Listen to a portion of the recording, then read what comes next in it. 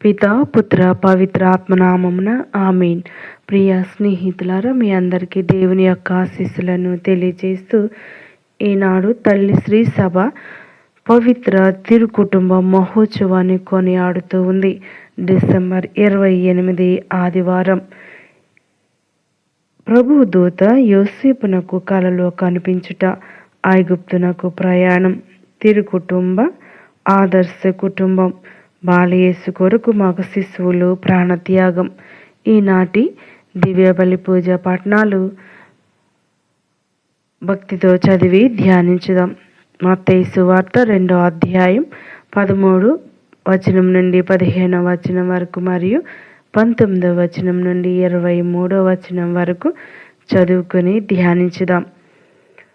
వారు వెళ్ళిన పిదప ప్రభు దూత యోసేపునకు కలలో కనిపించి, శిశువును చంపుటకు హేరోదు వెతకబోచున్నాడు. కావున నీవు లేచి బిడ్డను తల్లిని తీసుకుని ఐగుప్తునకు పారిపోయి నేను చెప్పు వరకు అచ్చటినే ఉండుము అని ఆదేశించెను. అంతటా యోసేపు లేచి ఆ బిడ్డను తల్లిని తీసుకుని ఆ రాత్రి యందు ఐగుప్తునకు వెళ్ళి హేరోదు మరణించువంత వరకు అచ్చటనే ఉండెను. ఐగుప్తు నుండి నా కుమారుని పిలిచితిని అని ప్రవక్త ద్వారా ప్రభువు పలికిన ప్రవచనం నెరవేరుటకు అట్లు జరిగెను. హేరోదు రాజు మరణానంతరం ఐగుప్తునందున్న యోసేపునకు ప్రభువు దూత కలలో కనిపించి, లెమ్ము, బిడ్డను తల్లిని తీసుకొని ఇజ్రాయేలు దేశమునకు తిరిగి పొమ్ము, ఏలైనా బిడ్డను చంప వెతికిన వారు మరణించిరి అని తెలిపెను. యోసేపు లేచి ఆ బిడ్డను తల్లిని తీసుకుని ఇజ్రాయేలు దేశమునకు తిరిగిపోయెను. హేరోదు స్థానమున అతని కుమారుడు అర్కెలాయి యోదయ దేశాధిపతి అయ్యనని విని అచ్చటికి వెళ్ళుటకు యోసేపు భయపడెను. కలలో హెచ్చరింపబడిన ప్రకారం యోసేపు గలిలయ సీమకు పోయి నజరేతు నగరమున నివాసం ఏర్పరచుకొని అతడు నజరేయుడు అనబడును అను ప్రవక్తల ప్రవచనం నెరవేరినట్లు ఇది జరిగెను. ప్రియ స్నేహితులారా, ఈరోజు మన తల్లి అయిన తిరుసభ తిరుకుటుంబ లేదా పవిత్ర కుటుంబ మహోత్సవాన్ని కొనియాడుచూ ఉంది. పవిత్ర గ్రంథంలో కుటుంబాలను దేవుడు ఏర్పాటు చేసినవే. దైవ సంకల్పం లేకుండా ఏ వివాహం జరగలేదు, ఎవ్వరూ భార్యాభర్తలు కాలేదు. దైవ సంకల్పంతో దేవుని చిత్తంతో ఏర్పడిన కుటుంబాలను దేవుడు ఏ లోటు లేకుండా ఆశీర్వదించారు. ఏ కుటుంబాలు దేవునికి భయపడి, దేవునికి లోబడి, దేవునికి విధేయించాయో దేవుడు ఆ కుటుంబాల్లోనున్న లోటును భర్తీ చేశాడు. ఈనాటి తిరు కుటుంబం పవిత్ర బైబిల్లోని కుటుంబాల్లోకెల్లా ప్రత్యేకమైన కుటుంబం. మెస్సియా ఈ భూమి మీద జన్మించాలంటే పాపము, దోషము, మచ్చ, కళంకం లేని పవిత్ర కుటుంబాన్ని, తిరు కుటుంబాన్ని, భార్యాభర్తలను ఎన్నుకున్నారు సర్వశక్తిగల దేవుడు. ఈ తిరు కుటుంబంను ఏర్పాటు చేయడంలో ఎన్నో జాగ్రత్తలు దేవుడు తీసుకున్నాడు. ధర్మశాస్త్రం ప్రకారం నీతిమంతుడైన దేవుని తన దృష్టిలో పరిశుద్ధుడైన పునీత జోజప్ప గారిని జన్మపాపం సోకకుండా, మలినము అంటకుండా, ప్రత్యేక పరమ పావని పవిత్రురాలుగా, నిష్కలంకంగా, జన్మ పాప రహితోద్భవిగా మరియ తల్లిని ఎన్నుకొన్నాడు. మెస్సియా పసిబాలుడిగా జన్మించినప్పుడు ఈ భూలోక రాక్షసుల నుండి మెస్సియాను రక్షించుటకు ఈజిప్టునకు వెళ్ళమని, ఆ నరరూప రాక్షసులు అంతమైనాక ఇజ్రాయేలు దేశమునకు వెళ్ళమని దేవదూత ద్వారా దేవుడు ఆ తిరు కుటుంబంను కాపాడినాడు. ఐగుప్తునకు వెళ్ళడం వలన ఐగుప్తు నుండి నా కుమారుని పిలిచితిని, ఐగుప్తు నుండి తిరిగి ఇజ్రాయేలు దేశమునకు నజరేతు గ్రామమునకు రావడం వలన నూతన ఇజ్రాయేలు, నూతన మోషే, నజరేయుడు అని బిరుదులు పొందినాడు మన మెస్సియా. ప్రవక్తల ప్రవచనాలు నెరవేరాయి. ప్రియ స్నేహితులారా, మరి ఈనాడు తిరు కుటుంబం మనకు గొప్ప పాఠం ఏం నేర్పిస్తుంది అంటే, క్రిస్మస్ తర్వాత ఆదివారాన్ని మనమంతా తిరుకుటుంబ పండుగగా జరుపుకుంటాం. మరియమాత, యోసేపు, బాలయేసు కలిపి ఉన్న కుటుంబాన్ని తిరుకుటుంబంగా చెప్పుకుంటూ ఉంటాం. మన గృహాల్లో, కథోలిక దేవాలయాల్లో తిరుకుటుంబ స్వరూపాలు, చిత్రపటాలు మనకు కనిపిస్తాయి. బైబిల్ గ్రంథంలో, సువిశేషంలో పునీత మత్తయి, లూకా గారులు తిరుకుటుంబం గురించి ప్రస్తావిస్తారు.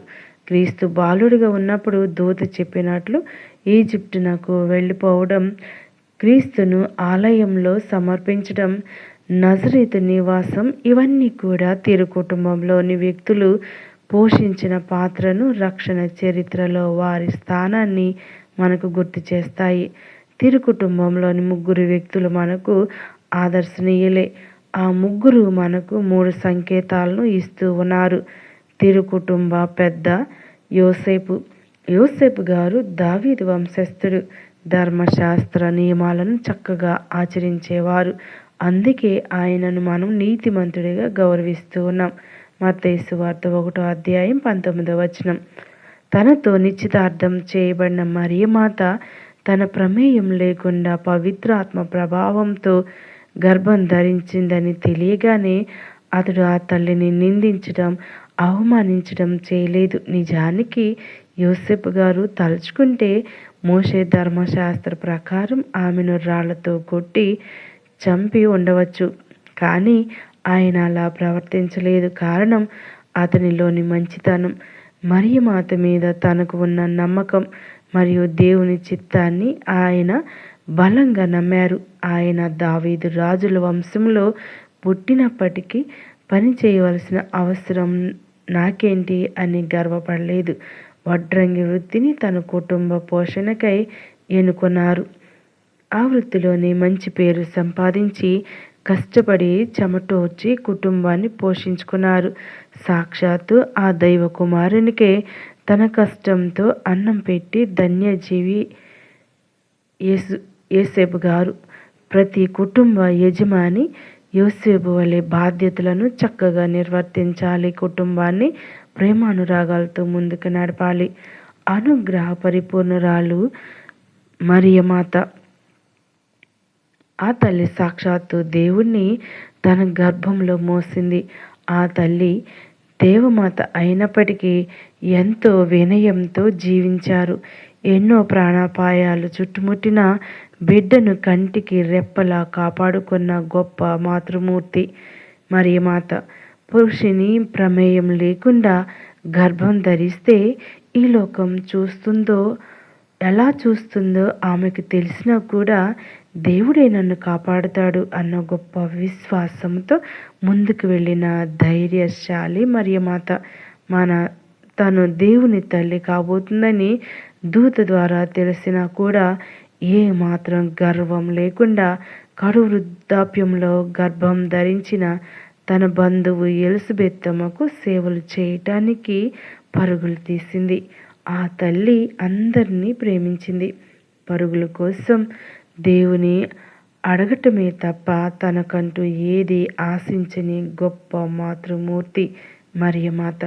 భార్యగా, తల్లిగా ఆమె చూపిన ఆదర్శం ప్రతి కుటుంబంలో స్త్రీ సొంతం చేసుకోవాలి. మరియమాత, యోసేపు గారు ఒకరి మనసు ఒకరు అర్థం చేసుకుంటూ ప్రేమానురాగాలతో కుటుంబ బాధ్యతను నిర్వర్తించిన తీరు అద్భుతం. అందుకే దేవుడు ఆ తీరు కుటుంబాన్ని అమితంగా ఆశీర్వదించాడు. బిడ్డలందరికీ ఆదర్శం బాలయేసు. బిడ్డలందరికీ ఆదర్శమైనటువంటి బాలయేసు పసిప్రాయం నుండే తన తండ్రి చిత్తాన్ని తెలుసుకోవడంలో, దాన్ని పరిపూర్ణంగా పాటించడంలో ఎప్పుడు ముందంజలో ఉన్నాడు. లూకా సువార్త 2వ అధ్యాయం 46వ వచనం నుండి 47వ వచనం వరకు. బాలయేసు తన ఆత్మను, తన ఆధ్యాత్మికతను ఎన్నడూ విస్మరించలేదు. తన జీవం, తన కార్యం సమస్తం తన పరలోక తండ్రిలోనే ఉందని విశ్వసించాడు. తన తండ్రి మహిమార్థం తన కర్తవ్యాన్ని సంపూర్ణం కావించాడు. పశువుల కొట్టంతో ప్రారంభమైన తన ఇహలోక ప్రయాణాన్ని కల్వరి శిలువ వరకు, అనగా కడవరకు ఆధ్యాత్మిక ఎదుగుదలతో కొనసాగించాడు, ముగించాడు, మహిమను పొందాడు.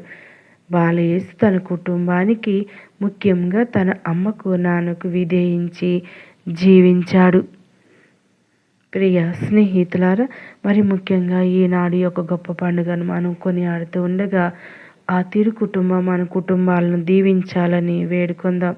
ఎల్లవేళ మరియ మాత, యోసేపులు మనందరినీ, మన కుటుంబాలని ప్రత్యేకంగా ఆయురారోగ్యాలతో దీవించాలని, విశ్వాసం గల కుటుంబంగా, ఆదర్శ కుటుంబంగా దీవించుదురుగాక.